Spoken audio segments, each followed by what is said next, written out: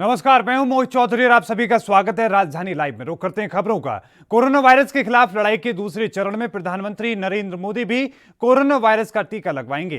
प्रधानमंत्री मोदी के अलावा सभी राज्यों के मुख्यमंत्री भी वैक्सीन लेंगे। जानकारी के मुताबिक इसका उद्देश्य आम लोगों में कोरोना के टीके के प्रति भरोसा कायम करना है। आपको बता दें कि दूसरे चरण के तहत 50 साल से ज्यादा उम्र वालों और अन्य बीमारियों से ग्रस्त 27 करोड़ लोगों का टीकाकरण किया जाएगा। ऐसे में सभी मुख्यमंत्री जिनकी उम्र 50 साल से ज्यादा है, उन्हें दूसरे चरण के दौरान कोरोना की वैक्सीन लगाई जाएगी। भारत में 16 जनवरी से कोरोना वायरस महामारी के खिलाफ दुनिया का सबसे बड़ा टीकाकरण अभियान शुरू हुआ है। भारत में कोविशील्ड और कोवैक्सीन टीके को आपात इस्तेमाल की मंजूरी दी गई है। कोविड-19 से बचाव के लिए टीके की खुराक सबसे पहले 1 करोड़ स्वास्थ्य कर्मियों और इसके बाद 2 करोड़ अग्रिम मोर्चे पर काम करने वाले कर्मचारियों को दी जा रही है। टीकाकरण अभियान का शुभारंभ करते हुए प्रधानमंत्री मोदी ने बताया था कि वैक्सीन सबसे पहले उन्हें दी जाएगी जिन्हें इसकी सबसे ज्यादा जरूरत है। उनके अनुसार सबसे ज्यादा जोखिम उठाने वाले डॉक्टर, नर्स, अस्पताल के सफाई कर्मचारी और पैरामेडिकल स्टाफ को सबसे पहले टीका लगेगा। उसके बाद जरूरी सेवाओं और देश की रक्षा और कानून व्यवस्था की जिम्मेदारी संभालने वालों को वैक्सीन दी जाएगी, जिनमें सुरक्षा बल के जवान, पुलिसकर्मी, फायर ब्रिगेड के लोग और सफाई कर्मचारी शामिल हैं। इसके बाद 50 साल से ज्यादा उम्र और गंभीर बीमारी से ग्रसित लोगों का नंबर आएगा।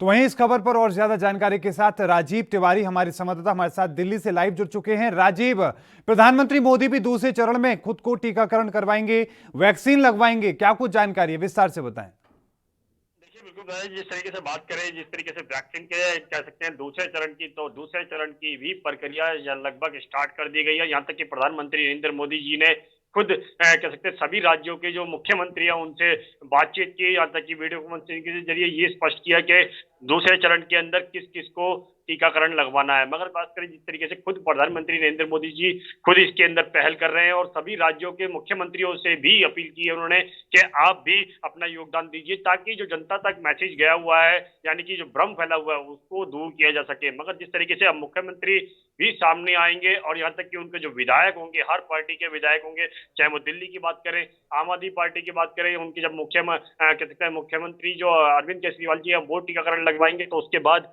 उनके जो विधायक हैं वो भी कहीं ना कहीं टीकाकरण लगवाएंगे। तो कहीं ना कहीं जनता तक एक मैसेज जाएगा और जनता तक कहा भी जा रहा है कि आप भ्रम के जाल में ना फंसे, इससे किसी को कोई दिक्कत नहीं होने वाली है। अगर किसी को छोटे मोटी दिक्कत होती भी है, यानी कि किसी को सिम्टम की होती है या फिर किसी को खारिश की होती है या फिर किसी कहें बुखार वगैरह का आ जाता है, तो कहीं ना कहीं उसके लिए डरने की जरूरत नहीं है। इस तरीके के छोटे मोटे सिम्टम जरूर आते हैं मगर हर व्यक्ति को नहीं आते हैं। ये किसी एक व्यक्ति को आएंगे, यानी कि 100 में से सिर्फ 2-4 को ही आएंगे, जबकि बाकियों को नहीं आएंगे। मगर जिस तरीके से लगातार हमने जो स्टार्टिंग देखी थी, यानी कि जिस दिन टीकाकरण की प्रक्रिया अपनाई गई थी उस दिन मेडिकल डिपार्टमेंट के जो लोगों ने टीकाकरण करवाया था उसके अंदर कह सकते हैं काफी हद तक, यानी किसी भी व्यक्ति को ऐसी कोई भी शिकायत नहीं हुई।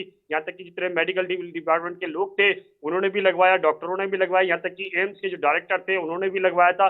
मगर कहीं ना कहीं किसी भी व्यक्ति को ऐसी कोई दिक्कत नहीं आई। मगर जिस तरीके से अब लगातार दूसरे चरण की तरफ हम जाते जा रहे हैं, तो कहीं ना कहीं इसके अंदर भी बड़े नेता भी सामने सामने आएंगे जो हर व्यक्ति को एक मैसेज देंगे कि जब हम बड़े नेता सामने आ सकते हैं तो जनता को भी सामने आना चाहिए और भ्रम के जाल में नहीं फंसना है। मगर बात करें जिस तरीके से मेडिकल डिपार्टमेंट के लोग की, मेडिकल डिपार्टमेंट के लोगों ने जरूर टीका लगवाया, यहाँ तक कि तमाम उनके जो स्टाफ थे उन्होंने भी टीका लगवाया। आप देखना होगा जिस तरीके से पुलिस कर्मियों को या फिर कहें मेडिकल डिपार्टमेंट के लोगों को या फिर स्वास्थ्य कर्मियों को लोगों को या फिर कहें एमसीडी के जो कर्मचारी हैं उनको या फिर टीचरों को या फिर कहें और लोगों को जिस तरीके से टीकाकरण की प्रक्रिया अपनाई जा रही है वो काबिल तारीफ है। और लगभग अभी भारत की 2 वैक्सीन जो है भारतीय हैं उनका ही टीकाकरण किया जा रहा है और अभी 4 वैक्सीन और तैयार हो चुकी हैं, लगभग फाइनल स्टेज पे है और कहीं ना कहीं उनको भी परमिशन मिलेगी और कहीं ना कहीं 6 वैक्सीन ऐसी हो जाएंगी भारत की जो खुद की भारत की बनाई हुई हैं। और यहाँ तक कि इसका जो है विदेशों के अंदर भी एक्सपोर्ट किया जा रहा है, तो कहीं ना कहीं भारत का नाम और ज्यादा बढ़ता जा रहा है। जी बिल्कुल, लेकिन राजीव एक बात और हम समझने की कोशिश करें कि प्रधानमंत्री नरेंद्र मोदी दूसरे चरण में खुद को तो टीका लगवाएंगे, लेकिन क्या बाकी के अगर मंत्रिमंडल की बात करें, गृह मंत्री अमित शाह की हम बात करें, रक्षा मंत्री राजनाथ सिंह की बात करें, पूरे मंत्रिमंडल की हम बात करें, क्या वो भी दूसरे चरण में टीकाकरण में अपना अहम योगदान देंगे, हिस्सा लेंगे? क्या उनको भी टीका लगाया जाएगा?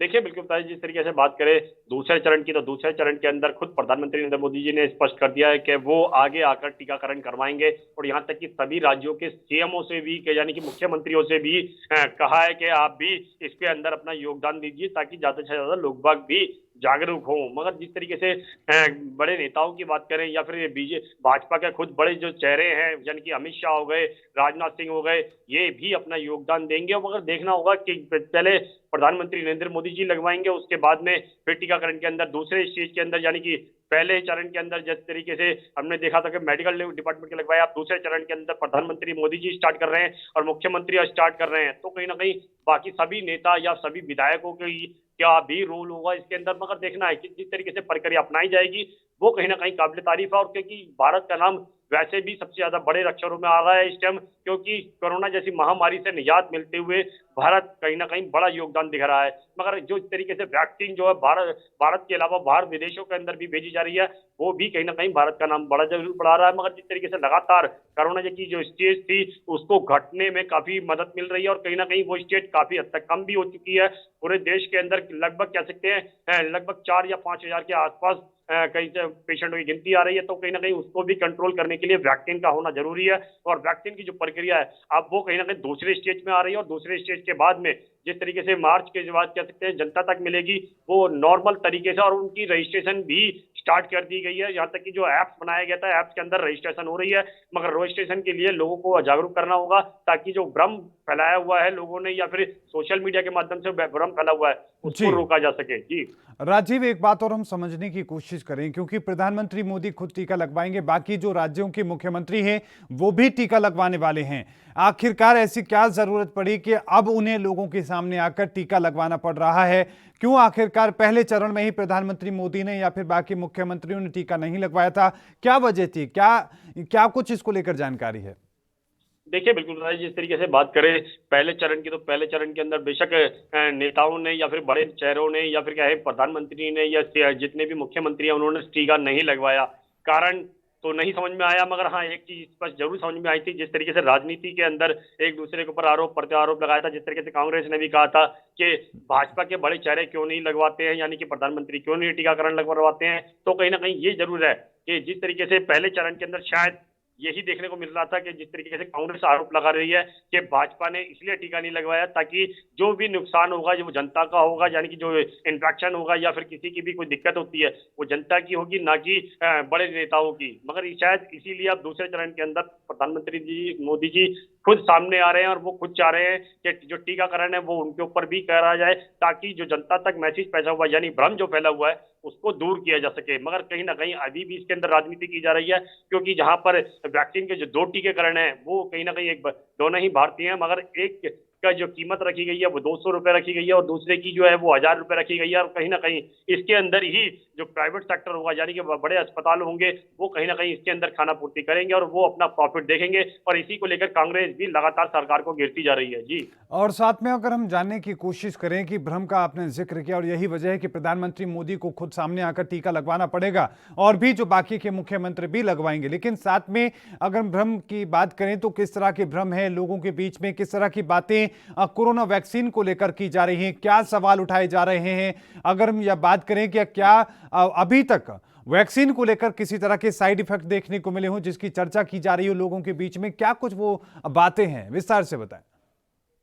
देखिए, बिल्कुल बताइए, जिस तरीके से बात करें वैक्सीन की, तो वैक्सीन का टीकाकरण जरूर स्टार्ट किया गया है। यहाँ तक कि जो भ्रम की बात है, क्योंकि जिस तरीके से आपने कहा कि भ्रम फैलाया जा रहा है, मगर हाँ वो भ्रम जरूर फैला हुआ है अभी भी, क्योंकि सोशल मीडिया कहीं ना कहीं एक माध्यम बना हुआ है इस चीज का, भ्रम का। तो कहीं ना कहीं कुछ राजनीतिक पार्टी भी हैं, वो भी कहीं ना कहीं अपना योगदान निभा रही है भ्रम फैलाने के लिए, क्योंकि जिस तरीके से कांग्रेस ने भी आरोप लगाया था कि प्रधानमंत्री नरेंद्र मोदी जी ने स्टार्टिंग के यानी पहले चरण के अंदर टीका क्यों नहीं लगवाया, दूसरे चरण के अंदर क्यों लगवा रहे हैं? क्योंकि हमने कल राघव चड्ढा जी जो आम आदमी पार्टी के हैं उनसे भी बात करने की कोशिश की थी, तो उन्होंने भी यही कहा कि जिस तरीके से प्रधानमंत्री सामने आ रहे हैं, जो मुख्य दिल्ली के मुख्यमंत्री हैं वो भी सामने आ रहे हैं टीकाकरण कराने के लिए, तो विधायकों की भी जिम्मेवारी बनती है, वो भी सामने आएंगे और वो भी अपना टीकाकरण करवाएंगे। मगर जिस तरीके से लगातार जो पहले चरण के अंदर सिर्फ मेडिकल डिपार्टमेंट के लोगों को लगाया गया था और उसी को लेकर कहीं ना कहीं राजनीति की गई थी, कांग्रेस ने लगातार बीजेपी को घेरने की कोशिश की थी, मगर कहीं ना कहीं ये जरूर है राजनीति से हटकर इस टाइम हमें कोरोना जैसी महामारी के बारे में सोचना चाहिए जिससे हमें निजात पानी है।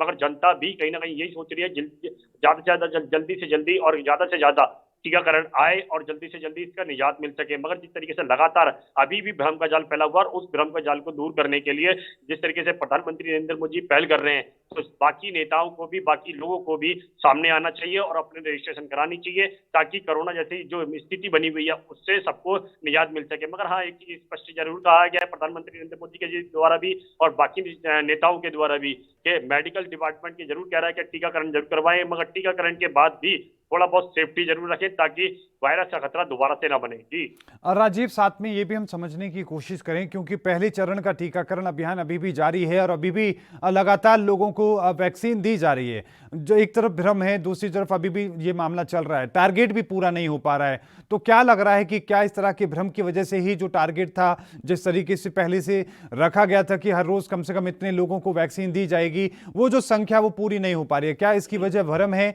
या फिर तैयारियां हैं या फिर रखरखाव है? क्या आखिरकार उसके पीछे की वजह निकलकर सामने आ रही है?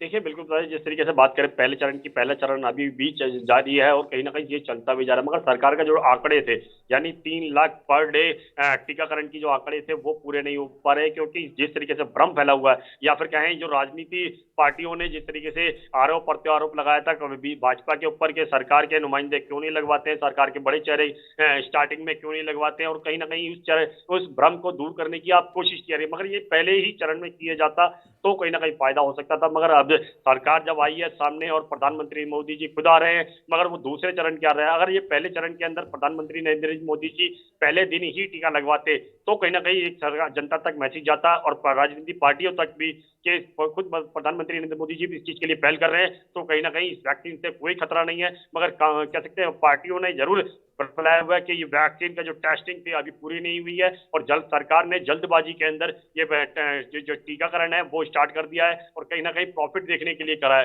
मगर जिस तरीके से अब जब सामने स्थिति आ रही है, हाँ कुछ लोगों को जरूर सिम्टम की दिक्कतें हुई थी, कुछ को फीवर हुआ था, कुछ को उल्टियां वगैरह हुई थी, मगर वो उससे इतना बड़ा खतरा नहीं हुआ ताकि किसी की दिक्कतें आई हो या फिर मेडिकल डिपार्टमेंट को संभालने के लिए कहीं ना कहीं जद्दोजहद करनी पड़ी हो। मगर जिस तरीके से लगातार अभी भी कोशिश की जा रही है कि जो आंकड़े हैं सरकार के यानी 3 लाख पर डे के जो आंकड़े हैं उसको अचीव नहीं कर पा रही, यानी कि अभी उतनी पब्लिक नहीं आ पा रही है, ना ही मेडिकल डिपार्टमेंट के लोग आ पा रहे हैं, ना ही पुलिस के सामने आ रहे हैं। मगर कहीं ना कहीं जनता को भी अब सामने आना चाहिए और टीकाकरण ज्यादा से ज्यादा करवाएंगे तो ही जल्दी से जल्दी से निजात मिल सकती है। बिल्कुल, बहुत बहुत धन्यवाद राजीव हमारे साथ जुड़ने के लिए, तमाम जानकारी को साझा करने के लिए। तो राजीव दिल्ली से जुड़े, उन्होंने बताया कि प्रधानमंत्री मोदी दूसरे चरण में खुद टीका लगवाने वाले हैं ताकि लोगों को जागरूक किया जा सके और जो भ्रम है उनको खत्म किया जा सके। रुक करते हैं अगली खबर का। हरियाणा में रजिस्ट्री घोटाले के मामले में अब तक कई अधिकारियों पर कार्रवाई हो चुकी है, लेकिन अब सरकार 80 अधिकारियों पर कार्रवाई कर सकती है। दरअसल पिछले 3 साल के दौरान गड़बड़ियों के चलते जल्द ही जांच रिपोर्ट के तहत लगभग 80 अधिकारियों पर गाज गिर सकती है। लंबे समय से अधिकारियों की मिलीभगत के चलते रजिस्ट्रियों में गड़बड़ी की शिकायतें मिल रही थी, जिसके बाद उप मुख्यमंत्री दुष्यंत चौटाला ने पिछले 3 साल के दौरान हुई तमाम रजिस्ट्रियों की जांच करवाने के आदेश दिए थे। रिपोर्ट में बताया गया है कि पिछले 3 साल के दौरान संपत्तियों की रजिस्ट्रियों में भारी गड़बड़ हुई है। 2017 से लेकर 2020 तक अधिकारियों ने घरेलू और व्यावसायिक संपत्तियों की रजिस्ट्री करने में नियमों की पूरी तरीके से अनदेखी की है। रजिस्ट्रियों के इस गड़बड़ी झाले में अधिकारियों और कर्मचारियों की नीचे से लेकर ऊपर तक एक बड़ी चेन है और साथ में मंडलायुक्त की रिपोर्ट के आधार पर सरकार यदि चाहे तो कम से कम 80 अधिकारियों और कर्मचारियों के विरोध में कड़ी विभागीय कार्रवाई कर सकती है।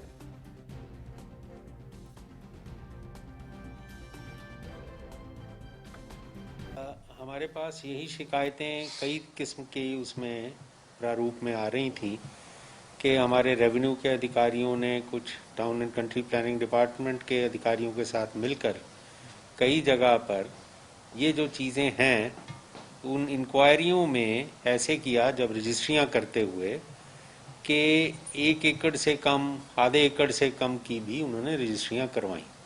और ये उसमें आया कि रजिस्ट्रेशन के वक्त गैर मुमकिन तामीरात, गैर मुमकिन मकान इत्यादि कुछ गिरदावरियां बदल के ये कर दिया गया।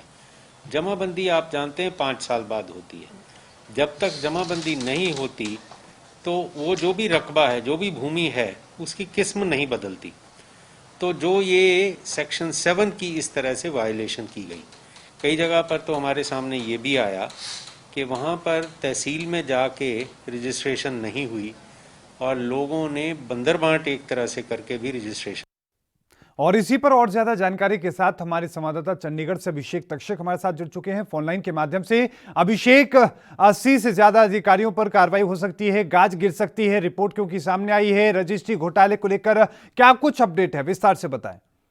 जी बिल्कुल, देखिए जो राजस्व फाइनेंस कमिश्नर संजीव कौशल है, उनके अनुसार जो उन्होंने जो जानकारी दी उसके अनुसार की जो अब ये जो रजिस्ट्री घोटाले की जो जांच है ये 6 मंडल में की गई थी, जिसमें से 3 मंडल में उन्होंने कुछ और जानकारियां मांगी, जिसमें फरीदाबाद, करनाल और जो रोहतक, ये जो 3 मंडल है इनमें से कुछ और जानकारियां जुटाई गई और जो 6 में से 3 जो मंडल है उसकी पूरी रूप से जांच हो चुकी है, उसकी रिपोर्ट बन चुकी है और ये तीनों मंडलों की और जब जो कुछ पॉइंट्स है उसकी जांच रिपोर्ट आ जाएगी तो उसके बाद उसके आधार पर जो तहसीलदार, नायब तहसीलदार, पटवारी जैसे जो सरकारी मुलाजिम हैं, इनके ऊपर 80 से 90 ऐसे अधिकारी और कर्मचारी है जिनके ऊपर गाज गिरनी तय है। और उनके अनुसार कि इसमें उनकी मिलीभगत से गलत जो रजिस्ट्रियां हुई हैं, पिछले 3 साल का ये आंकड़ा जुटाया गया है, क्योंकि लॉकडाउन के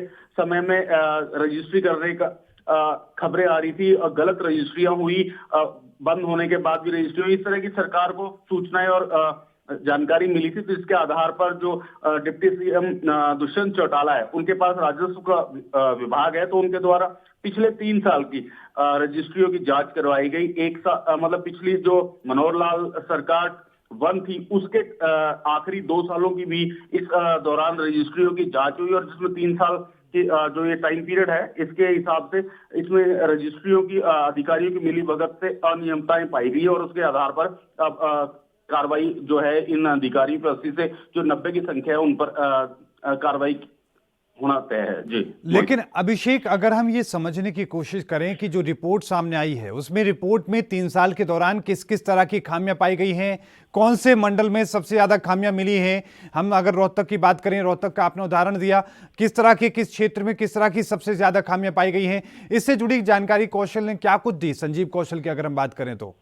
जी बिल्कुल, देखिए अभी कौन से मंडल में सबसे ज्यादा खामियां पाई गई, ये जो रिपोर्ट जो है जो सार्वजनिक की जाएगी और जब कार्रवाई होगी उसके अनुसार बताया जाएगा। लेकिन उन्होंने ये जरूर माना है कि 80 से जो 90 अधिकारी कर्मचारी है उनके ऊपर कार्रवाई विभागीय कार्रवाई होगी और विभाग उन पर कार्रवाई करेगा। जो 3 मंडल है उनमें उनको और कुछ अनियमितताएं मिलने की उम्मीद थी, आशंका के चलते वो एक बार फिर उन्होंने कुछ पॉइंट्स अधिकारियों को दिए कि इन पॉइंट्स के आधार पर एक बार फिर जांच की जाए। तो जो जब 6 मंडल की जो रिपोर्ट आएगी उसके बाद ही कुछ कहा जा सकेगा कि सबसे ज्यादा जो अनियमितताएं हैं वो कौन से मंडल में पाई गई। जी, लेकिन साथ में एक बात और हम समझने की कोशिश करें अभिषेक, क्योंकि रिपोर्ट को लेकर ये बातें अभी से कही जा रही हैं कि 80 से ज्यादा लोगों पर कार्रवाई हो सकती है।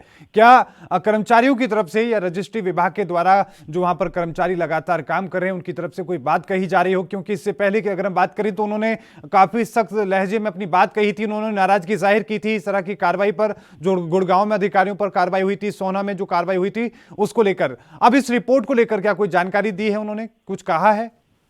जी देखिए, इसमें जो है कहा, ये जो रिपोर्ट के अनुसार जो शुरुआती जो रिपोर्ट है उसके अनुसार जो जानकारी मिल रही है उसके अनुसार ये कि रेवेन्यू और टाउन एंड कंट्री प्लानिंग के जो अधिकारी हैं इनकी मिलीभगत से जो है ना ये जो रजिस्ट्री में अनियमितताएं की गई हैं और जहां पर रजिस्ट्री नहीं हो सकती, 1 एकड़ से कम की या फिर जो कमर्शियल लैंड होती है उसकी जो रजिस्ट्रियां की गई हैं, जिन जो नियम के अनुसार नहीं बनती, वैसी भी रजिस्ट्रियां अधिकारियों के द्वारा कर दी गई। और ये जो इस सरकार को रेवेन्यू का जो लॉस हुआ है, उसके तहत जो है ये दोनों जो डिपार्टमेंट के, इसमें रेवेन्यू भी और टाउन एंड कंट्री प्लानिंग के अधिकारी भी इसमें इन्वॉल्व है। तो रेवेन्यू के साथ साथ टाउन एंड कंट्री प्लानिंग के जो अधिकारी है, उनको भी उन पर भी विभागीय कार्रवाई करने की जानकारी मिल रही है। और रही आपने जैसे कहा मोहित कि इनके द्वारा विरोध जताया गया, ये स्वाभाविक है। अगर जो किसी के खिलाफ, किसी अधिकारी या कर्मचारी के खिलाफ जो अगर कार्रवाई होगी तो उनके द्वारा विरोध जरूर जताया जाएगा। लेकिन अब जिस तरह के साक्ष्य या जिस तरह के रिपोर्ट के आधार पर जो सामने निकल के आ रहा है, तो इन ऐसे अधिकारियों और कर्मचारियों के ऊपर जो सरकार की ओर से कार्रवाई जारी रहेगी और विभागीय बड़ी कार्रवाई हो सकती है। जी मोहित। अभिषेक, एक बात और हम समझने की कोशिश करें कि जिस तरीके से पूरे मामले को लेकर शुरुआत से ही, क्योंकि विपक्ष बहुत ज्यादा हमलावर रहा था, क्या अभी कोई विपक्ष की तरफ से कोई बात आई हो? भूपेंद्र सिंह हुड्डा की हम बात करें, कुमारी सैलजा की हम बात करें, उन्होंने ना सिर्फ उस दौरान घोटाले की बात कही थी, उन्होंने कहा कि खट्टर सरकार आने के बाद से आज तक लगातार घोटाले हो रहे हैं और कई तरह के घोटाले की और भी बात कही थी। लेकिन रजिस्ट्रियों की हम बात करें, अब रिपोर्ट आने के बाद 80 से ज्यादा लोगों के ऊपर कार्रवाई की जब बात हो रही है, तो क्या विपक्ष की तरफ से कोई बात कही जा रही है? जब विपक्ष ने की ओर से ये मुद्दा उस समय भी उठाया गया था और बड़े बड़े आरोप लगाए गए थे। और जो इन आरोपों की जब जो राजस्व जो मंत्री है और प्रदेश के जो डिप्टी सीएम है, उनके ऊपर ये आरोप लग रहे थे और पूरी सरकार इसमें पर कोई विपक्ष की ओर से सवाल किए जा रहे थे। तो उसके बाद जब डिप्टी सीएम दुष्यंत चौटाला ने 1 साल के मनोहर पार्ट 2 के कार्यालय के और काम का मतलब जो ये टाइम पीरियड, और उससे पहले जो 2 साल पिछले जिसमें राजस्व का जो विभाग है वो कैप्टन अभिमन्यु के पास हुआ करता था, तो टोटल 3 साल का रेवेन्यू रिकॉर्ड निकलवा के और इस दौरान जितनी भी रजिस्ट्रियां हुई उनका पूरी जांच करवाने की बात कही थी। क्योंकि विपक्ष बार बार हमलावर था और विपक्ष बड़े बड़े आरोप लगा रहा था घोटाला के, रजिस्ट्री बड़ा घोटाला हुआ है जिसके अंदर सरकार की मिली भगत के चलते ये रजिस्ट्री घोटाला अंजाम दिया गया है। तो इसके आधार पर सरकार ने ये निर्णय लिया था कि वो पिछले 3 साल का रेवेन्यू का पूरी जांच करवाएगा। और 6 मंडल में, जिसमें रोहतक भी है, अंबाला, फरीदाबाद, हिसार, करनाल और अपना ये सभी हिसार, तमाम जो ये 6 मंडल है, इन सभी में इस दौरान पिछले 3 सालों में जो रजिस्ट्री हुई है और टाउन एंड कंट्री प्लानिंग से किस तरह वो फाइल क्लियर हुई है, सारी जो इस जांच इस समय हुई। बिल्कुल जांच हुई है, रिपोर्ट भी सामने होगी, सार्वजनिक होगी। लेकिन अभिषेक, एक बात और हम समझने की कोशिश करें, क्योंकि नेताओं पर आरोप लगे थे, कई मंत्रियों पर आरोप लगाए गए थे कांग्रेस की तरफ से। ना सिर्फ कांग्रेस बल्कि इनेलो ने भी ये कहा था कि इसमें कई बड़े नेता शामिल हैं, खुद मुख्यमंत्री का नाम रखा गया था। क्या इस जांच में अभी तक कोई ऐसे किसी नाम का खुलासा हुआ है? नहीं, अभी इस तरह का कोई बात सामने नहीं आई है। क्योंकि इसमें विपक्ष की ओर से स्वाभाविक है कि जो रेवेन्यू मंत्री हैं या सरकार जिसकी होती है उसके ऊपर आरोप लगाया जाता है, उस पर आरोप कहा जाता है कि इनकी देखरेख में या इनकी शह पर ये घोटाला या किसी तरह की जो अनियमितता पाई जाती है उसका आरोप आता है। लेकिन उसी को देखते हुए, इन आरोपों को देखते हुए सरकार की ओर से पिछले 3 साल के जो ये जांच करवाई गई है रजिस्ट्रियों की। और इसके बाद अब जल्द ही जो ये तीनों मंडलों की जब रिपोर्ट आएगी उसके बाद जो है बिल्कुल साफ हो जाएगा कि किन अधिकारियों, किन कर्मचारियों के कारण ये अनियमितताएं पाई गई थी और किसकी कितनी इन्वॉल्वमेंट है और कहां किस तरह उन्होंने इसमें खेल किया है। बिल्कुल, बहुत बहुत धन्यवाद अभिषेक हमारे साथ जुड़ने के लिए, तमाम जानकारी को साझा करने के लिए। तो अब निगाहें 3 और मंडल आयुक्त की जो रिपोर्ट आनी है उस पर है। उसके बाद ये साफ हो जाएगा कि आखिरकार कौन से अधिकारी और कौन से कर्मचारियों की लापरवाही और मिली भगत के चलते ये घोटाला हुआ। रुक करते हैं अगली खबर का। देश की आर्थिक राजधानी मुंबई इन दिनों ड्रग्स के मामले में पूरी तरीके से घिरी हुई नजर आ रही है। अभिनेता सुशांत सिंह राजपूत की आत्महत्या के मामले के बाद से एनसीबी ने जिस तरीके से मुंबई सहित महाराष्ट्र में नकेल कसी है, ये कहना गलत नहीं होगा कि मुंबई ड्रग्स की दलदल में धंसा हुआ है। आए दिन हो रही छापेमारी में कई ड्रग्स डीलर सहित नामी ग्रामी हस्तियां गिरफ्तार हो रही हैं। जहां एक तरफ मुच्छड़ पान वाले की गिरफ्तारी के बाद एनसीपी नेता और कैबिनेट के मंत्री नवाब मलिक के दामाद की मुश्किलें बढ़ चुकी हैं और सलाखों के पीछे जाना पड़ा, तो अब एनसीबी ने जो छापेमारी की है ये काफी अहम मानी जा रही है। एनसीबी की छापेमारी में 2,18,25,600 नगद राशि बरामद की गई है। साथ में खाली पिस्तौल और भारी मात्रा में ड्रग्स बरामद किए गए हैं। आपको बता दें कि मुंबई का मुख्य ड्रग्स डीलर परवेज खान चिंकू पठान की गिरफ्तारी के बाद जाकिर हुसैन अफजल पर पुलिस ने दबिश दी तो भारी संख्या में ड्रग्स और नकदी के साथ खाली पिस्तौल भी बरामद हुई। मुंबई का डोंगरी इलाका किसी नाम का मोहताज नहीं है। अंडरवर्ल्ड की गतिविधियों हो या फिर राजनीतिक गलियां, समय समय पर विवादों में रहने वाली डोंगरी अब पूरी तरीके से ड्रग्स में समाती हुई नजर आ रही है। सुशांत मामले से लेकर अब तक कई बार डोंगरी में पुलिस के द्वारा और एनसीपी के द्वारा छापेमारी भी की गई है, जिसके साथ में अलग अलग वक्तों पर अलग अलग तरह के खुलासे भी होते रहे हैं।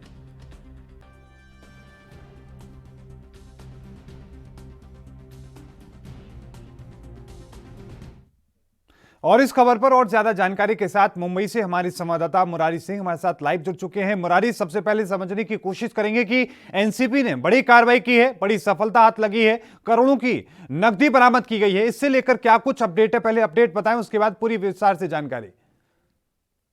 जी मोहित, बिल्कुल सही कहना है। आपको बता दें कि मुंबई के डोंगरी इलाके में जब एनसीबी ने छापेमारी की तो एक बड़ी कामयाबी उन्हें मिली है। लगभग 2,18,25,600 रुपए मोटी रकम, जबकि 4 से 5 किस्म के ड्रग्स और खाली पिस्तौल बरामद हुए हैं। मोहित, आपको बताएं कि जब परवेज और चिंकू पठान की गिरफ्तारी हुई और एनसीबी ने जब सख्ती से पूछताछ की और उसके मोबाइल के रिकॉर्ड और सीडीआर निकाले तो जितने भी लोग उसके संपर्क में थे उन लोगों पर जब दबिश बनाई। मुंबई से सटे ठाणे शहर के भिवंडी से कुछ लोगों की गिरफ्तारी हुई, कुछ लोगों की गिरफ्तारी न्यू मुंबई से हुई और पुलिस ने लगभग 30 से 32 घंटे के अंदर ही जो छापेमारी की डोंगरी के अंदर और भारी मात्रा में ड्रग्स वहां से बरामद किया। जरूर ये कहा जा सकता है कि जो डोंगरी का इलाका है वो ड्रग्स की दलदल में है, क्योंकि एक नहीं दो नहीं, सुशांत सुसाइड बाद कम से कम 10 बार इन इलाकों में छापेमारी हो चुकी है। जी मोहित। अब मुरारी, सबसे पहले ये समझने की हम कोशिश करें, क्योंकि एनसीबी को बड़ी कामयाबी मिली है, लेकिन उस दौरान क्या गिरफ्तारियां भी हुई हैं? कितने लोगों की गिरफ्तारी हुई है और ये लोग किन इलाकों के रहने वाले थे? कब से ये लगातार इस तरह के जो धंधे को बढ़ा रहे थे? क्या कोई जानकारी पुलिस के द्वारा दी गई हो?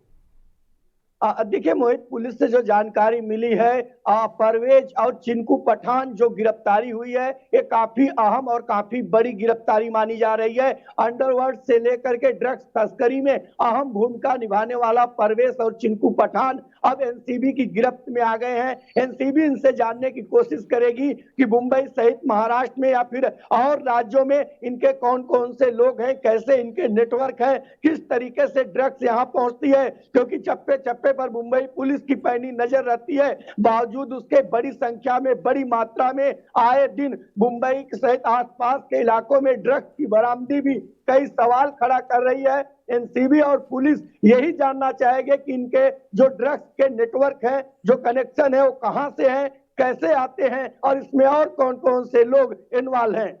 जी अब मुरारी, एक बात और हम समझने की कोशिश करें, क्योंकि गिरफ्तारी के बाद में कई बड़े खुलासे होने की संभावना है, क्योंकि इससे पहले मुच्छड़ पान वाले की हम बात करें तो नवाब मलिक के जो दामाद हैं उसके नाम का खुलासा हुआ था। क्या लग रहा है कि और भी कई बड़े खुलासे हो सकते हैं?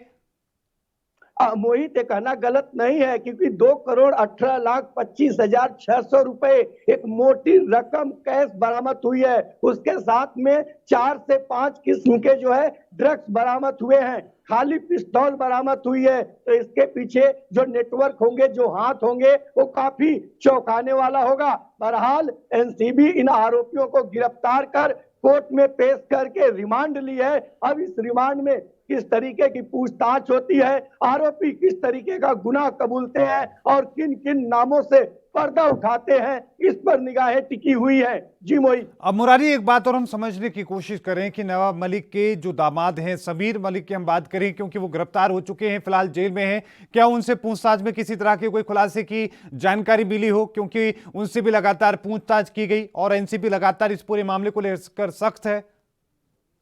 मोहित, देखिए, नवाब मलिक के दामाद समीर खान की गिरफ्तारी के बाद जब उन्हें 14 दिन की जो है कि कस्टडी दी गई है, तब से लेकर अब तक उस मसले पर एनसीबी ने कोई अपना पक्ष नहीं रखा है। लेकिन इतना जरूर है कि एनसीबी ने उनके mobile, cell phone, email ID और ऐसे कई दस्तावेज है जिसकी वो जांच कर रही है और उनसे जानने की भी कोशिश कर रही है कि उनके साथ और कौन कौन से लोग शामिल है, चाहे वो पॉलिटिशियन हो या फिर सरकारी अफसर हो या फिर वहां के जो लोकल हैं, ऐसे कौन कौन से लोग हैं जिनके साथ आप इस तरीके के जो कि ड्रग सप्लायर में काम कर रहे थे। तो वहीं अब जो गिरफ्तारी हुई है परवेज की और चिंकू पठान की, इनसे भी उनका तार जोड़ा जाएगा और समीर और चिंकू से भी उन मोबाइल चैट को भी देखा जाएगा कि क्या समीर ने कभी परवेज या चिंकू से भी इस तरीके की ड्रग्स डीलिंग की थी। तो इन तमाम पहलुओं को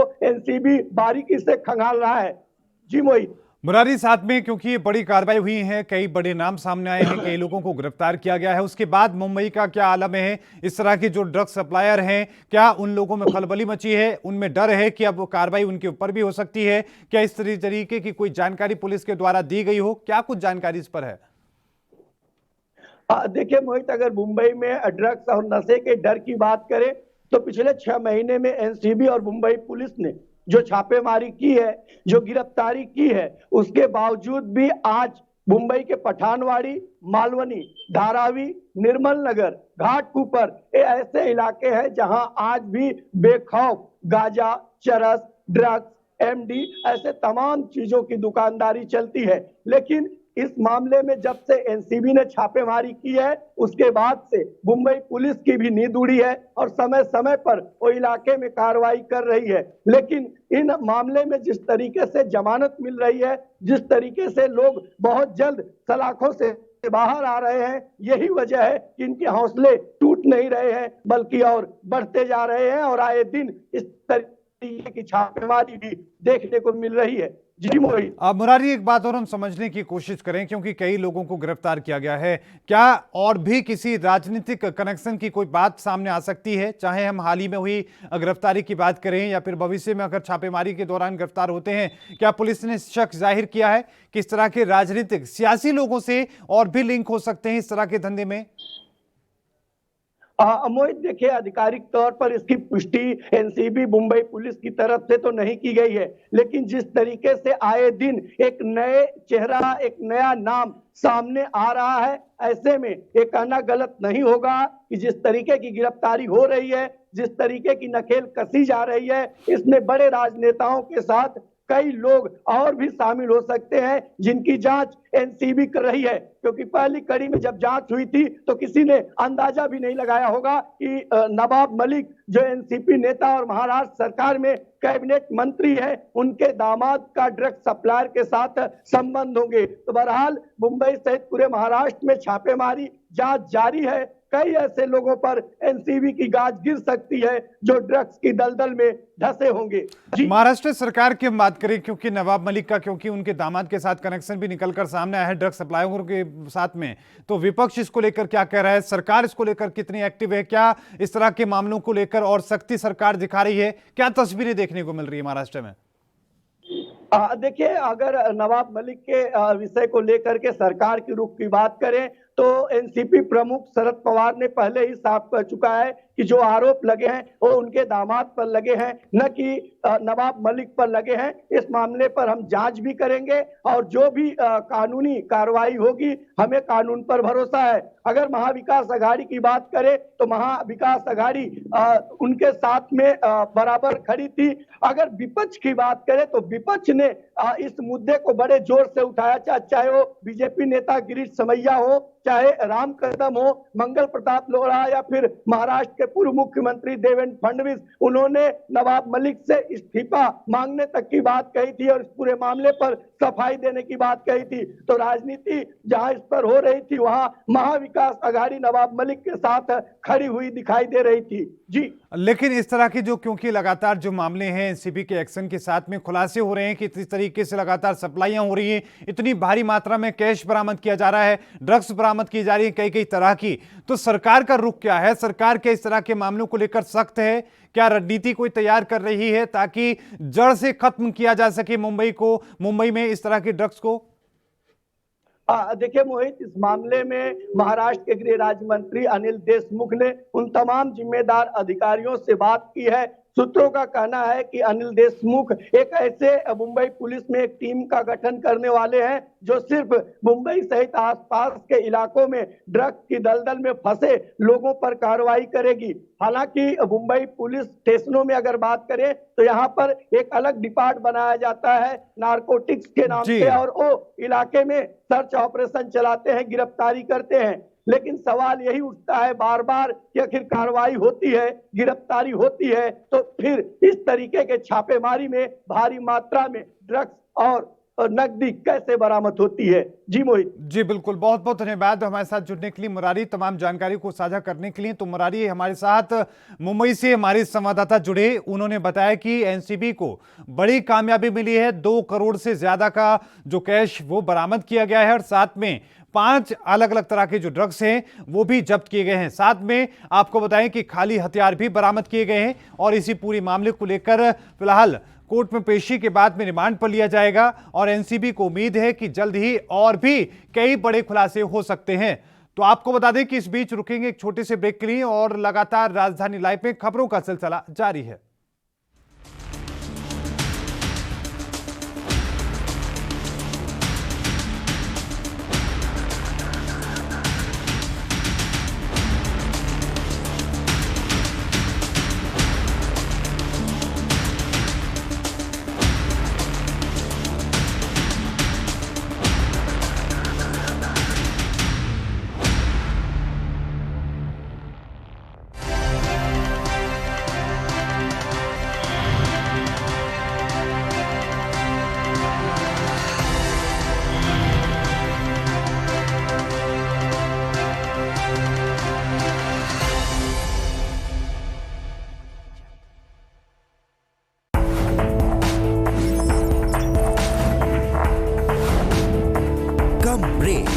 और ज्यादा खबरों के साथ देखिए ANP news in channel number पर।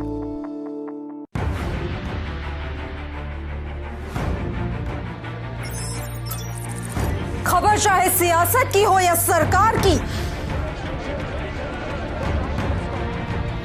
खबर चाहे भ्रष्टाचार की हो या गुनहगार की, दिन भर में क्या रहा देश जगत का हाल, किस मुद्दे ने बनाई किसकी सरकार, रखते हैं हम सब पर नजर, पहुंचाते हैं हम हर खबर। हम हैं ANP न्यूज।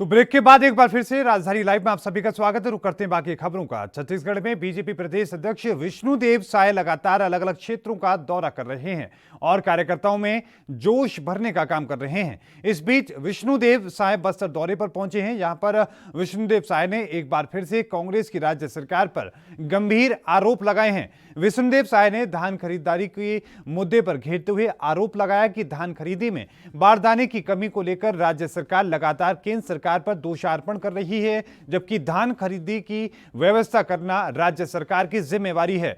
बीजेपी की सरकार रहते राज्य ने कभी भी केंद्र के आगे बारदाने की कमी को लेकर गुहार नहीं लगाई। राज्य में कांग्रेस की सरकार को चुनने के बाद से राज्य की जनता पछता रही है। पिछले 2 सालों में राज्य सरकार ने कोई काम नहीं किया। प्रदेश अध्यक्ष विष्णुदेव साय ने दावा किया कि 2023 के चुनाव में बीजेपी एक बार फिर से राज्य की सत्ता में काबिज होगी। आपको बता दें कि विष्णुदेव साय ने जब से बीजेपी प्रदेश अध्यक्ष का पद ग्रहण किया है, तब से पार्टी को मजबूत करने के लिए लगातार कार्यकर्ताओं का मनोबल बढ़ाने में लगे हैं और राज्य की कांग्रेस सरकार पर भी लगातार हमला कर रहे हैं। केंद्रों की जानकारी भी दे देंगे आप लोगों को, ऐसा है हमारी जानकारी में है। और बारदाना का ये बहाना ये सरकार कर रही है, जबकि बारदाना की जिम्मेदारी मतलब पूरी तरह से प्रदेश सरकार की होती है। उसको मालूम है कि कितना धान खरीदा जाता है और कितना बारदाने की आवश्यकता होती है। इन्होंने विधानसभा में स्वयं स्वीकार किया है कि करीब 4.5 लाख गठान बोरे की आवश्यकता होती है। एक गठान में 500 बोरा होता है। तो क्यों मतलब आप लोगों के माध्यम से पूछना चाहते हैं, तो क्यों ये सरकार धान खरीदी प्रारंभ के पहले मतलब बारदाना की व्यवस्था नहीं की? आज इसका नियत ठीक नहीं है, किसानों का कम से कम धान खरीदना चाहती है और आज इसका दोषारोपण हमारे प्रधानमंत्री जी पर ये लोग लगाते हैं। हम पूछते हैं आप लोगों के माध्यम से कि 15 साल भारतीय जनता पार्टी की सरकार ने धान खरीदी, कभी बारदाना के लिए भारत सरकार को गुहार लगाई क्या? तो वहीं रुक करते हैं अगली खबर का। मध्य प्रदेश में निकली 4200 पुलिस कांस्टेबल की भर्तियों पर प्राइवेट कंपनियों की नाकामी के चलते पलीता लगता नजर आ रहा है। मध्य प्रदेश सरकार ने 4200 पुलिस कांस्टेबल की भर्तियां निकाली हैं, लेकिन रोजगार पंजीयन की साइट धराशायी हो चुकी है, जिसके चलते हजारों की संख्या में युवा परेशान हो रहे हैं क्योंकि उनका रजिस्ट्रेशन नहीं हो पा रहा है। मुख्यमंत्री लगातार युवाओं को रोजगार के अवसर प्रदान करने की कोशिश में जुटे हैं, तो वहीं प्राइवेट कंपनियों की लापरवाही के चलते रोजगार देने के सपने को पलीता लगता नजर आ रहा है। आपको बता दें कि एक ही विभाग की भर्ती में ई सिस्टम पूरी तरीके से धराशायी होता हुआ दिखाई पड़ा है। अब ऐसे में युवा पुलिस भर्ती के आवेदन के लिए भटक रहे हैं। आपको बता दें कि गृह विभाग में निकली पुलिस भर्ती में 4200 पुलिस कांस्टेबल भर्ती के पदों पर हजारों युवा रोजगार पंजीयन रजिस्ट्रेशन न होने के कारण परेशान नजर आ रहे हैं। मध्य प्रदेश कियोस्क पर ऑनलाइन आवेदनकर्ताओं की लंबी लाइन लगी है। वहीं रोजगार पंजीयन की वेबसाइट बंद होने की वजह से पंजीयन नंबर नहीं मिलने से परेशान युवा आवेदन नहीं कर पा रहे हैं। वहीं रोजगार पंजीयन विभाग डायरेक्टर का कहना है कि अचानक हुए हजारों लाखों पंजीयन से वेबसाइट एक सप्ताह के लिए से ठप पड़ी है। वहीं सरकार द्वारा जिले में रोजगार के क्षेत्र में लग रहे रोजगार मेले औपचारिक साबित हो रहे हैं और तमाम सरकार के सपनों पर पलीता सरकारी ई सिस्टम में लगी प्राइवेट कंपनी लगाती नजर आ रही हैं।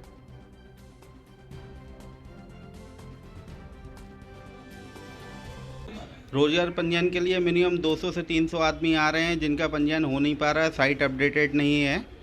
इस कारण फॉर्म भरने में काफ़ी कठिनाई हो रही है। कितने समय हो गया साइट में? ये हो गया सर 7 डेज़ के करीब हो गए। साइट ही अपडेट नहीं है, डिस्ट्रिक्ट नहीं आ रहा है, कहीं ज़िला नहीं आ रहा है, कहीं कुछ नहीं आ रहा है। बच्चे काफ़ी आ रहे हैं, काफ़ी परेशानियाँ उत्पन्न हो रही हैं। क्या लगता है कब तक साइट खुलने, कोई आश्वासन दिया? सर कोई आश्वासन नहीं है, कोई नोटिफिकेशन नहीं जनरेट हुआ है। टोल फ्री नंबर पे कॉल लगाते हैं तो एंगेज ही एंगेज जाता है। और इस खबर पर और ज्यादा जानकारी के साथ शैलेंद्र परासर हमारे साथ भोपाल से हमारे संवाददाता जुड़ चुके हैं। शैलेंद्र, किस तरीके से जो प्राइवेट कंपनियां हैं, निजी कंपनियां हैं, मुख्यमंत्री के सपनों पर पलीता लगाती नजर आ रही हैं, एक बार विस्तार से बताएं। जी बिल्कुल, मैं बताना चाहूंगा कि लगातार जिस तरह से मध्य प्रदेश में हर जिले में मंत्रियों द्वारा रोजगार मेले लगाए जा रहे हैं और मेले में लगातार लाभार्थी और बेरोजगार लोगों की तादाद भी जमकर नजर आती है, लेकिन वही दूसरी ओर जब पहली विभाग की 4200 पदों पर पुलिस कांस्टेबल भर्ती पर युवा यहाँ पर आवेदन करते हैं तो 7 दिन से अधिक होने के बाद भी सर्वर ठप हो जाता है। और में यह आएगा कि अगर सरकार को पलीता लगाने वाली ये प्राइवेट कंपनी है जो सॉफ्टवेयर अपडेट न होने के कारण लोगों को खासी समस्या का सामना करना पड़ रहा है। कोरोना काल में कई बार उनको निकलना पड़ता है और कियोस्क में जब उनको वापस लौटना पड़ता है तो निश्चित ही परेशानी का सबब सामने आता है। लेकिन मोहित, बड़ा सवाल यहाँ पर यह नजर आता है कि मध्य प्रदेश में निश्चित ही टैक्स बढ़े हुए हैं और बेरोजगारी भी बहुत है। ऐसे में युवाओं के साथ उनको रोजगार बहुत ही आवश्यक है। और यहाँ भर्ती की हम बात करें तो रोजगार मेले में कहीं SBI क्रेडिट कार्ड या इंश्योरेंस कंपनी में काम कमीशन के बेस पर यहाँ भर्ती होने वाले युवाओं को रोजगार का दावा जरूर सरकार के द्वारा किया जाता है, लेकिन उन लोगों के लिए वो रोजगार नहीं मिलता जो उनके लिए यहाँ शासकीय भर्ती में देखा जाए शासकीय भर्ती में निश्चित ही मध्य प्रदेश में मानदेय कम मिलता है, लेकिन लोगों को लिए एक आस कम से होता है।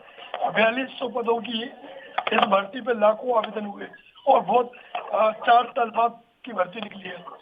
और शैलेंद्र, ये कब भर्ती निकली थी, कब तक ये भर्तियां पूरी होंगी, रजिस्ट्रेशन की अंतिम तारीख क्या है, कब तक इसको लेकर जो समाधान की बात वेबसाइट को ठीक करने की बात कही जा रही है, क्या कुछ जानकारी से संबंध में मिली है? बिल्कुल मुझे बताएं चाहूंगा 16 जनवरी से आवेदन अभ्यर्थियों को करने थे इसमें, लेकिन 7 दिन से सर्वर ठप होने के चलते अचानक इतने रजिस्टर बढ़ गए। हमारे डायरेक्टर रोजगार पंजीयन से भी बात हुई, उनसे हमने तमाम चर्चा की तो उन्होंने सीधे तौर पर बताया कि ज्यादा आवेदन होने के चलते सर्वर उनका डाउन हो गया।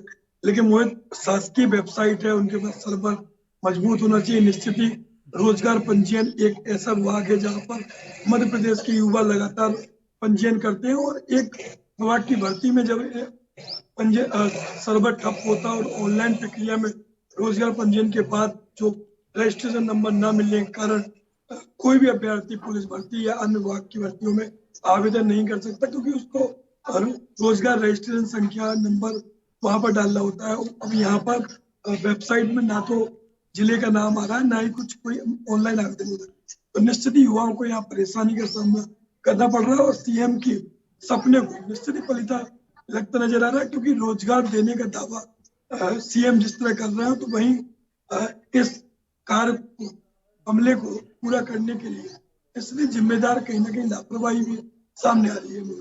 लेकिन एक बात और हम समझने की कोशिश करें शैलेंद्र की, जो निजी कंपनी है जिसको ये ठेका मिला हुआ है, कॉन्ट्रैक्ट मिला हुआ है, ये कब से मिला है और क्या इस तरह की लापरवाही पहले भी हुई है और अब जो लापरवाही हो रही है क्योंकि पलीता लगाया जा रहा है सीएम के सपने पर, तो क्या कोई कार्रवाई की बात कही जा रही है सरकार के द्वारा, क्या कुछ कहा जा रहा है इस पूरे मामले पर?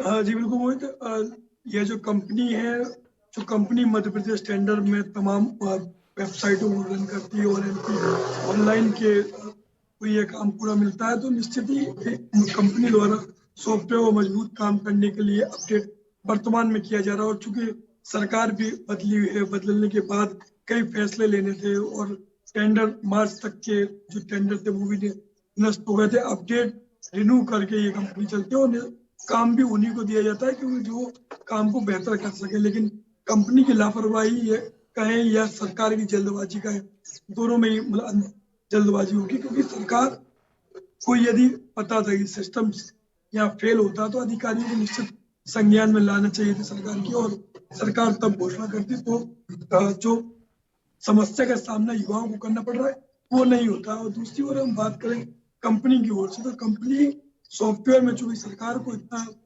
जानकारी नहीं होती है, टेक्निकल चीजें होती है, तो निश्चित ही कंपनी को इस बात को संज्ञान में लाना था कि अगर पंजीयन होते हैं और निश्चित ही मध्य प्रदेश में तमाम युवा अचानक हजारों के रजिस्ट्रेशन में भी अगर सर्वर ठप हो जाता है तो उनको पहले से एक व्यवस्था करके रखनी थी। तो निश्चित ही मुझे लगता है कि यहाँ पर सरकार और टेक्निकल विभाग दोनों में कहीं ना कहीं बीच के वार्तालाप के पूर्व में जल्दबाजी में भर्ती निकाल दी गई, जिसको गृह मंत्री नरोत्तम मिश्रा ने पुनः 30 जनवरी तक का यहाँ समय मांगा है और 30 जनवरी के बाद आवेदन करने की यहाँ बात की है। क्या ये जो समय सीमा है उसको और बढ़ाया जाएगा और क्या आपकी कोई युवाओं से बातचीत हुई हो, किस तरह से वो अपनी बात कह रहे हैं, क्या क्या समस्याओं का सामना उन्हें करना पड़ रहा है, किस तरीके से वो रोष अपना व्यक्त कर रहे हैं? बिल्कुल मोहित, पुलिस भर्ती को लेकर यहाँ पर 4 साल बाद काफी लंबे समय से युवा यहाँ मांग करते नजर आ रहे हैं। और पुलिस भर्ती जब होती है, कांस्टेबल भर्ती होती है, निश्चित ही तैयारी का एक लंबा दौर होता है, मेहनत फिटनेस से लेकर तमाम परीक्षाओं की तैयारी होती है और सालों साल युवा यहाँ तैयारी करती है। कई युवाओं से हमारी बात हुई तो उनको निराशा झेलनी भी पड़ रही है, क्योंकि यहाँ पर सर्वर उसी बात को देखते हुए सरकार ने भी यहाँ पर 30 जनवरी का कदम उठाया और 30 जनवरी के बाद ऑनलाइन आवेदन करने के बाद लोगों को जब रजिस्ट्रेशन मिलेंगे तो उसके बाद कहीं ना कहीं, लेकिन वर्तमान में परेशानी हो ही गई है और इसलिए सरकार को कड़े कदम इस ऊपर उठाने होंगे, क्योंकि आज मध्य प्रदेश में रोजगार की बहुत अहम जरूरत है और रोजगार उद्योग धंधे के साथ साथ शासकीय भर्ती में होने वाली समस्याओं की पूर्व में यहाँ विवेचना होना बहुत ही आवश्यक है। और निश्चित ही जो कदम गृह मंत्री नरोत्तम मिश्रा बाद में उठाते हैं जब घोषणा होती है, और इन रोजगार मेलों में भले 20 लाख या 30 लाख की यहाँ पर रोजगार युवाओं को मिलता है। 165 युवाओं को रोजगार देने के लिए रोजगार मेले में जरूर 50 लाख 1 करोड़ से करोड़ों रुपए यहाँ बहाए जाते हैं, क्योंकि निश्चित व्यवस्थाओं में वो पैसा लेकिन शैलेंद्र, एक बात और अब थोड़ा समझने की कोशिश करें, क्योंकि जो संचालक हैं उनकी हम बात करें, उनसे आपने बात भी की, लेकिन जो कंपनी है, निजी कंपनी है, क्या उनके किसी पदाधिकारी से कोई बातचीत हुई हो? उन्होंने कब तक इसके समाधान की बात कही है? कब तक सर्वर को ठीक कर लिया जाएगा? सरकार तो चूंकि हो सकता है कि वक्त बढ़ा दे, लेकिन बाद में फिर से समस्या होती है तो भी युवाओं को इसका सामना करना पड़ेगा। तो क्या कंपनी की उससे कोई बातचीत में कोई ये कहा गया है कि इसको हम बेहतर कर रहे हैं, जल्दी ठीक करेंगे? नहीं, वो मेरी कंपनी द्वारा बात इसलिए भी नहीं गई है क्योंकि रोजगार पंजीयन की डायरेक्टर मैडम से हमारी बात होने के बाद उनका ही ये दायित्व होता है, और टेक्निकल टीम के जो सॉफ्टवेयर एनालिस्ट होते हैं वो खुद में कहीं ना कहीं वो स्टेटमेंट से बचते भी, मीडिया से बचते हैं, अपने नाम ना आगे करने की बात करते हैं, और मैनेजमेंट के जो लोग हैं वो भी बाहर की कंपनियां होती हैं, और बाहर से उन लोगों से बात करना पॉसिबल नहीं होता है। टेक्निकल डायरेक्टर का निश्चित दायित्व होता है, तो डायरेक्टर से बात करना मुनासिब समझा। रोजगार पंजीयन की डायरेक्टर साफ तौर पे कुछ ही दिनों में समस्या का निवारण की बात कर रही है, बिल्कुल जल्द समाधान की बात कर रही है, आश्वासन वो दे रही है। बिल्कुल, बहुत बहुत धन्यवाद शैलेंद्र पराशर हमारे साथ जुड़ने के लिए और तमाम जानकारी को साझा करने के लिए। तो शैलेंद्र पराशर हमारे साथ जुड़े, उन्होंने बताया कि किस तरीके से मुख्यमंत्री शिवराज सिंह चौहान के सपनों को कुछ निजी कंपनियां जो है पलटो लगाती हुई नजर आ रही हैं। रुक करते हैं अगली खबर का। राजस्थान की सभी पंचायतों पर बीते रोज तालाबंदी की गई। ये तालाबंदी पीढ़ी खातों के विरोध में सभी सरपंच लामबंद होकर सरकार के खिलाफ की गई।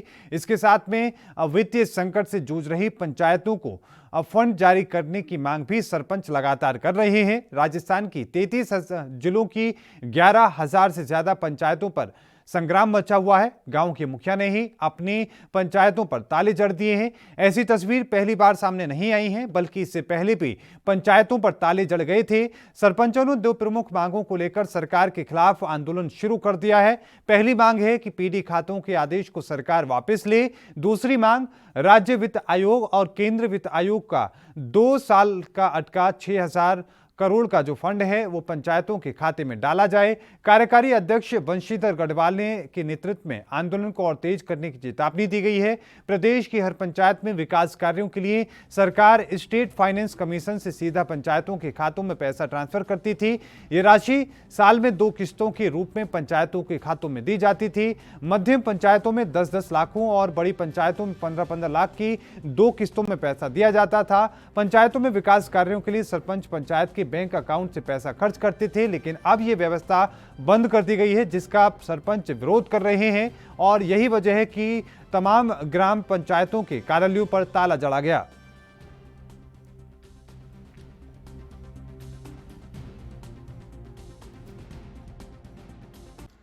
आज पूरे प्रदेश में ब्याज रहित पीढ़ी खातों के खिलाफ हम सभी सरपंच गणों ने, सरपंच संगठन अध्यक्षों ने तालाबंदी करके सरकार से निवेदन किया है कि आपने जो हमारे अधिकारों पे कुठारघात करने की प्रयास कर रहे हैं आप, उसे हम कतई बर्दाश्त नहीं करेंगे। माननीय मुख्यमंत्री जी, एक तरफ तो आप कह रहे हैं कि गांव की सरकार को मजबूत करना है, और दूसरी तरफ आप पीछे से गांव के मुखिया के ऊपर, सरपंच के ऊपर कुठारघात कर रहे हैं। ये हम कतई बर्दाश्त नहीं करेंगे। जिला कलेक्टर महोदय और मुख्य कार्यकारी अधिकारी को पीढ़ी खातों के विरोध के लिए हम ज्ञापन देने जा रहे हैं। हमें अब जिले भर से सभी पंचायत समितियों के सरपंच उपस्थित हैं, और जो पीढ़ी खातों में आने वाली राशि है उसका हम विरोध करते हैं। अब आने वाली राशि हमारे बैंक खातों में ना आएगी, पीढ़ी खातों में जाएगी। इसके लिए इस आदेश की निंदा करते हैं, और हम सब सरपंच एकता सरपंच सब संघ हैं और सरपंच एकता का परिचय देने के लिए जिला कलेक्टर महोदय को ज्ञापन देने जा रहे हैं। ऐसा क्यों करना चाहते हैं आप? क्या जो हमारे वित्तीय संवैधानिक अधिकार हैं सरपंचों के, पैसा खर्च करने की स्वतंत्रता है, जिस ग्राम के व्यक्ति को हमें लाभ दिलवाना है उसको हम स्वतंत्र से लाभ दिलवाने के लिए, लेकिन अब आने वाले समय में ऐसा नहीं। और इस खबर पर और ज्यादा जानकारी के साथ भवानी सिंह हमारे संवाददाता हमारे साथ जयपुर से लाइव जुड़ चुके हैं। भवानी सिंह, सबसे पहले समझने की कोशिश करेंगे कि जो सरपंच हैं उन्होंने ये विरोध प्रदर्शन किया है और तमाम पंचायतों पर जो तालाबंदी की है, क्या वजह है और क्या कुछ कहते हुए सरपंच नजर आ रहे हैं, एक बार विस्तार से बताएं। बिल्कुल, मैं आपको बताना चाहूंगा वही जो सरपंचों ने जो पीढ़ी खाते खोले हैं सरकार के गहलोत सरकार के आदेश पर, और उसको लेकर इनमें काफी जोर से, और इन्होंने कहा है कि जो पीढ़ी खाते खोले हैं उसके लिए एक पैसे के लिए हमें टीचर विभाग जाना पड़ेगा, और जहाँ पर विकास का हमें तुरंत भुगतान करना पड़ता है वो भुगतान जल्दी नहीं होगा, और हमें सरकारी कायदे पे चक्कर लगाने पड़ेंगे। उसको लेकर इनको काफी जोर से, और इन्होंने तालाबंदी की कल, और एक दिन की इन्होंने की, और इन्होंने विकास कार्य को तो बिल्कुल ठप कर दिया। जब तक इनकी मांगे नहीं मानी जाएगी, अगर मांग नहीं मानी जाती है तो ये 30 जनवरी को जयपुर में कूच करेंगे, वहां पे हल्ला बोलेंगे सरकार के विरोध। अगर वहां पे अगर बात नहीं बनी तो ये दिल्ली के लिए भी रवाना होंगे, जहां दिल्ली में प्रधानमंत्री अपने राज्य भवन के बाहर वहां पे ये धरना प्रदर्शन करेंगे। इन्होंने बिल्कुल ही सरकार को चेतावनी दे दी है कि हमारी मांगों को पूरा किया जाए, और ये जो सरपंच के जो नियम है, हमें अपने जो विकास का फंड है वो तुरंत हमें मिलना चाहिए, और पीढ़ी खाता जो ये आदेश दिया इसको निरस्त किया जाए, और सरकार बिल्कुल ही सरपंचों के साथ में ये गलत व्यवहार कर रही है। जी मोहित। लेकिन भवानी सिंह, ये बात हम समझने की कोशिश करें कि जो सरपंच हैं आखिरकार पीढ़ी खातों का विरोध क्यों कर रहे हैं, और इससे पहले जो लेन देन की जो प्रक्रिया सरपंचों के साथ हो रही थी वो किस तरीके से होती थी? देखिए मोहित जी, मैं आपको बताना चाहूंगा, जो पहले चेक के जरिए इनका भुगतान होता था विकास कार्यों को लेकर के, सरकार ने एक आदेश जारी किया जिसमें इनका ऑनलाइन भुगतान होने लगा। अब सरकार ने कहा सरपंच का जितना भी फंड है वो प्रशासन के पास में रहेगा, और पीढ़ी खाते खोले गए हैं, और जो भी भुगतान होगा उसका बिल इनको ट्रेजरी विभाग में जमा करवाना पड़ेगा, फिर उसके बाद में भुगतान किया जाएगा। क्योंकि सरपंचों को अगर चाय भी वो 5 रुपए, अपने 5 रुपए की चाय भी पीते हैं तो उसके लिए भुगतान के लिए इनको ट्रेजरी विभाग में बिल भेजना पड़ेगा। उस विरोध में इन्होंने बिल्कुल कहा है कि हमारा जो भी हमारा सरपंच गिरी थी वो पूरी तरह बंद हो गई है, और सरकार ने जो आदेश निकाले वो गलत निकाले हैं। भुगतान हम करेंगे, हमें किनको ये भुगतान करना है, किसको नहीं करना है, वो सरपंच के हाथों में होना चाहिए। जी मोहित। एक बात और हम समझने की कोशिश करें, क्योंकि 30 तारीख को जयपुर कूच का जो चेतावनी दी गई है सरपंच संघ की तरफ से, तो ऐसे में सरकार के द्वारा क्या कुछ कहा गया है, और क्या जो जिस तरीके से बीते रोज तालाबंदी करके काम को बाधित किया गया, क्या वो आज भी जारी रहेगा? कब तक ये विरोध सरपंचों के द्वारा जारी रहेगा? क्या कुछ उनका कहना है और सरकार का इसको लेकर क्या कहना है? बिल्कुल जी, मैं आपको बताना चाहूंगा कि जो तालाबंदी थी वो एक दिन की रखी थी, लेकिन विकास जो कार्य है विकास के और कल्याण के वो पूरी तरह ठप कर दिए हैं। और जो सरकार के जो बड़े बड़े इन्होंने विधायक द्वारा जो फंड मिला था और विकास कार्य तुरंत करने को जो अपने दिए थे निर्देश, उसको लेकर इन्होंने वो विकास कार्य को ठप करके रखा है। रही दूसरी बात, जो आम जन के लिए जो मनरेगा चल रहा है उसके लिए इन्होंने प्रभावित नहीं किया है। मनरेगा बिल्कुल चलेगा, और इन्होंने जो विकास कार्यों को अपने सरपंचों ने बिल्कुल ही ठप करके रखा है। रही दूसरी बात, सरकार में बिल्कुल इनके जो सरपंच संघ की बातचीत हुई थी सरकार के साथ में वो अपने विफल हो गई है। इसको लेकर ये, और इन्होंने 5 दिन का टाइम दिया है राज्य सरकार को, दोबारा से वक्त दिया गया है, लेकिन 30 तारीख को चेतावनी भी। बिल्कुल, बहुत बहुत धन्यवाद भवानी सिंह हमारे साथ जुड़ने के लिए, तमाम जानकारी को साझा करने के लिए। तो राजधानी लाइव में अभी के लिए इतना ही। देखते रहिए एएनपी न्यूज। मुझे दीजिए इजाजत। धन्यवाद।